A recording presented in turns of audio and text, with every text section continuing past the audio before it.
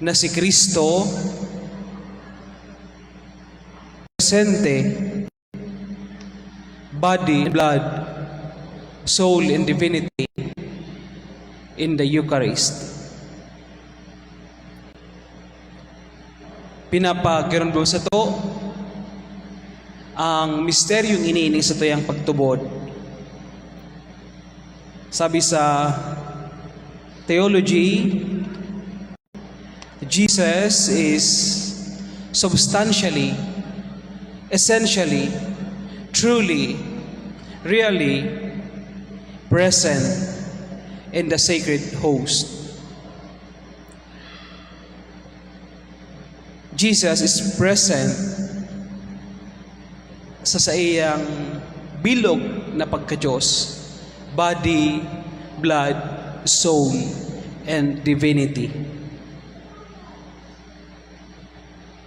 Yung Jesus na i-imagine ta na mundag sa Bethlehem, yung Jesus na i-imagine ta pinako sa krus duman sa Calvary, and many times siya imagine ta na aduman sa halayo, sa langit, siya mismo present in the Eucharist, duman sa konsagradong ostya. Sa tuyang pagtubod, after kang consecration kang padi, aban-aban, makantaning banal-banal, maluhod ang mga tao, makonsecrate ang padi, kagurangnan ikananggad ang banal, burabod ning kabos na kabanalan kaining atang pakapanalon, tanganing para sa mo maging hawak asin dugo kan sa mong kagurangnan na si Kristo. At that very moment, yung host nagiginang body and blood of Christ. Yung wine nagiginang blood of Christ. Medyo masakit tubudon. Alagad inaako ta as true because si Kristo mismo ang nagsabi, "This is my body. This is my blood." Si isay kita na magkontrakaan, sabi ni Saint Cyril.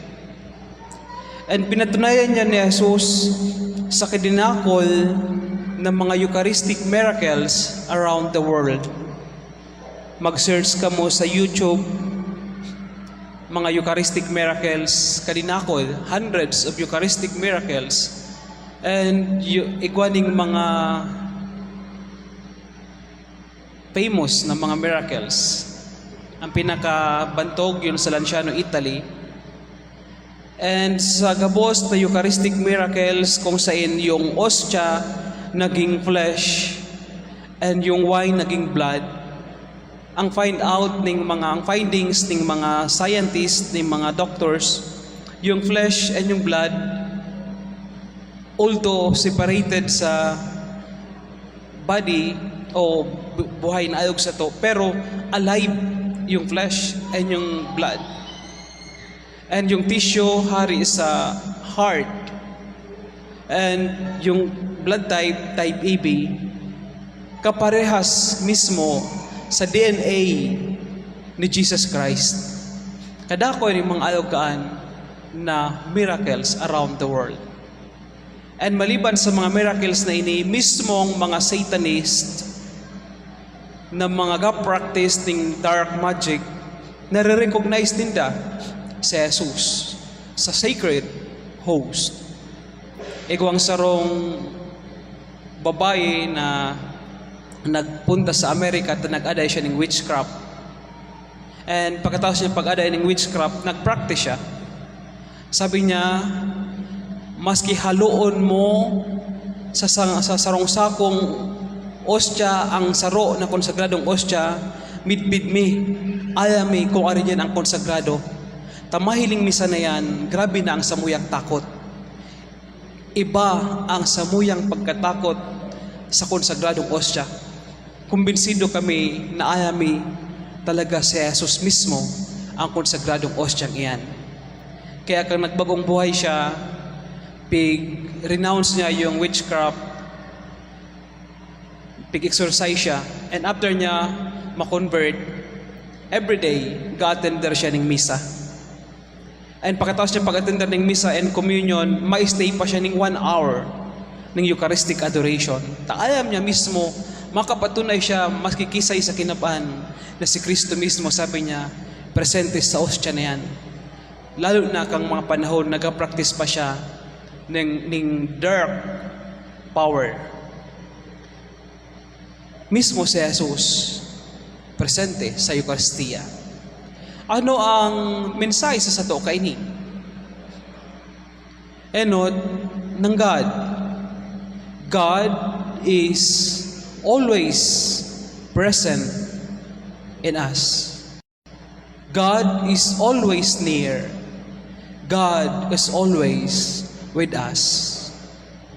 Di man talaga kita binayaan ng Diyos. Sa Old Testament, kaibahan ng mga Israelita, ng chosen people, ang Diyos duman sa disyerto for 40 years. Sa New Testament, kaibahan ng mga disciples, si Jesus mismo. And today, Jesus is still with us in the Eucharist. Sa appearance ng white host, yaon si Jesus, ang nahiling taputing ostya, alagad sa esensya, sa natura, sa substansya, kaibahan ta si Jesus. Nung ka, di man nagkalayo si Jesus. Sabi nga ni, ang nagmamahal, nananatili. Ang nagmamahal, hindi nang iiwan. Kaya di kita binayaan ni Jesus, He remains with us in the Eucharist.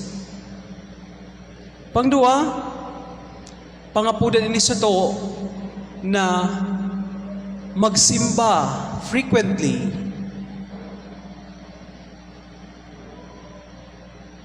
Magkaigwa ng debosyon sa pag-attender ng Eucharistia, ng misa. Maliban sa third commandment ini, to make holy the Lord's Day, Jesus is present in the Eucharist, waiting for us, inviting us. It is not the priest o yung bagtingan na nag-schedule, but Jesus Himself is the one calling us, inviting us, waiting for us in the Eucharist.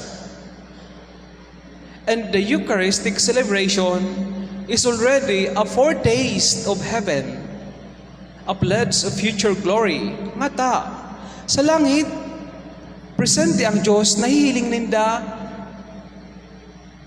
eyes to eye. Yasamba, yaumaw, ning napapalibutan, ning mga santo, ning mga anghel. Sa misa, asa atubangan taman si Jesus, although nakatago sa ostya, yasamba ta, yaumaw ta. So every Eucharistic celebration is a foretaste of heaven because Jesus is present in the Eucharist in us. So perming frequently magpunta, mag-attender sa misa, tayahalat kita ni Jesus. Second, always receive Holy Communion. Kung di man kita ning mortal sin, mag-receive ng communion. And kung ikong mortal sin, magkumpisal, tanganing makareceive naman ng Holy Communion. Sabi baga ni Jesus, I am the bread of life. Anyone who receive and take this bread will have eternal life. Sabi niya, ako ang sakuyang hawak kakanon, tunay na kakanon. Ang sakuyang dugo, tunay na inumon. Sisay man na magkakan kaini, asin mag-inom kaini, di na magugutom, di na mapapaha sagkod pa man. Magkakaigwa siya, bagong buhay. Ning buhay na din kasagkoran. Kaya sabi ni Blessed Carlo Acutis, the modern young saint, sabi niya, Eucharist, the communion is my highway to heaven. Kaya sabi man nga ni Sarong Pope, the shortcut and the surest way to heaven is the Holy Communion. Because si Jesus mismo nagsabi, Sisay man na mag-ako kay ni, magkakan kay ni, mag-inom kay ni, igwaning buhay na diing kasagkoran. Because sa frequent na pag-take ta ng communion, ang epekto kay ni is communion with Jesus, oneness with Jesus, and paluway-luway, nagigikitang alog kay Jesus in holiness. Sabi baga, what you take, kaya intake ka ng mahamis, magiging diabetic ka. Kaya intake ka ng matataba, magiging kang high blood. Pag always, frequently, you intake Jesus, nagiging ka man alog kay Jesus. That's why, sure, ang heaven para sa sato. Siguro kung ma-comprehend o kung siguro ma-manifest, ma-reveal ning Diyos, ng Espiritu Santo, ang reality na ini sa gabos na payatubod, di na sindamang ngaya sa Eucharistia. Because nahiling niya na ang Diyos, and uyan ang promise of eternal life.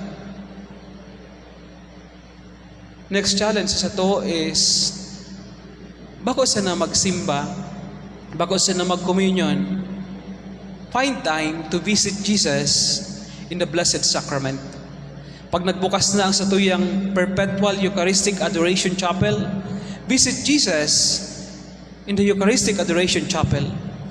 He is there, waiting for us to be with Him, to give some time of our time to be with Him, na makaibahan ta siya, mamatian ang siyang pagkamuot na tinataos sa to.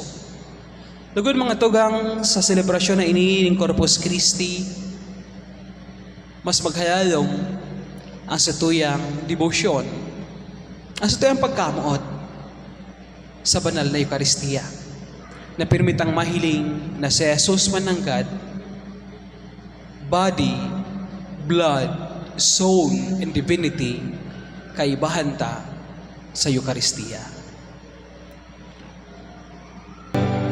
You are indeed holy, O Lord, the fount of all holiness. Make holy, therefore, these gifts, we pray, by sending down your Spirit upon them like the dewfall, so that they may become for us the body and blood of our Lord Jesus Christ. At the time He was betrayed and entered willingly into His passion, He took bread and giving thanks, broke it, and gave it to His disciples, saying, "Take this, all of you, and eat of it, for this is my body, which will be given up for you."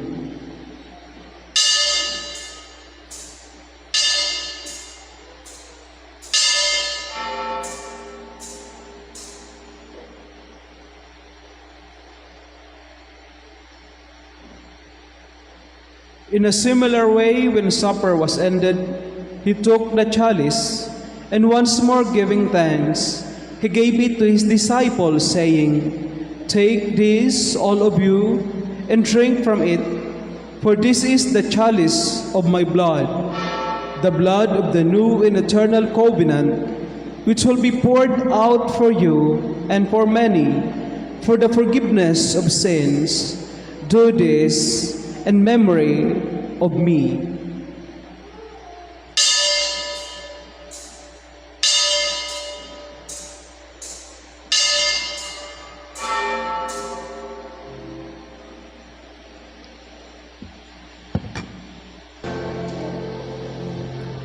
Behold the Lamb of God. Behold Him who takes away the sins of the world. Blessed are those called to the supper of the Lamb. Lord, I am not worthy that you should enter under my roof, but only say the word, and my soul shall be healed.